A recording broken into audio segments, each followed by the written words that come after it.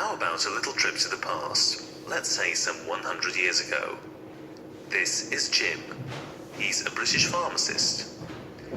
It is breakfast and we see a nice cup of black tea on the table next to his plate of eggs, bacon and baked peas. He's wearing a striped suit and shiny black shoes, just like a real gentleman would. But let's leave him here to finish his meal and travel a bit further out. Let's say some 12,000 kilometers away. We would find ourselves in South Korea. Here, in the bright sunlight and the blue Asian sky in the city of Gangnam, we would find a young woman named Ling, quietly singing a beautiful and melodic song and making a basket from stripes of bamboo. Let's get straight to the point and leave this peaceful picture behind by asking a hypothetical question to the audience. Is there any chance that Jim and Ling could meet and fall in love and live happily ever after? It's very small, isn't it? Now let's make a leap to the present. What's the difference? Here is Jim again. He is still a British pharmacist, but look closely at what's in his hand. Instead of a book, he is holding a smartphone. Who's he speaking to so intimately? The voice sounds familiar. That's Ling, but she's not in South Korea anymore. She's here in London, buying groceries for Christmas, some turkey with Indian spices, ingredients for borscht, Coca-Cola, French fries, and gelato for dessert. By the way, even though they're speaking as if they met yesterday, that actually happened 10 years ago on social networks. Ling clearly remembers which smiley face she received from him as a first message, a wink.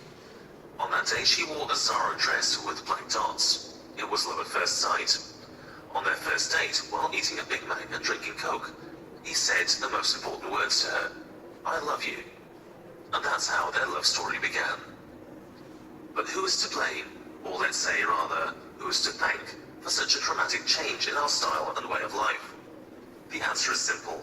It's Madam Globalisation, which we face each day and night in every aspect of our daily life. It is a fruit of the infinite evolution and progress on our home planet Earth. So as we saw from the story about Ling and Jim, cultures worldwide, the cultures of indigenous people, have been vastly changed by globalization, primarily through trade, migration, tourism and media. But most of all, the digitalization of our modern age, as well as the spread of the Western culture and the use of the English language. The same can be said for the food that we eat. If we take these, for instance, tomato ketchup, bananas, Coca-Cola. 100 years ago they were probably inaccessible to a vast majority of the people on the planet, but today they can be found in supermarkets throughout. So one of the other negative aspects of standardization is the limitation to languages. There are actually over 7,000 languages in the world, most of which are becoming quickly extinct.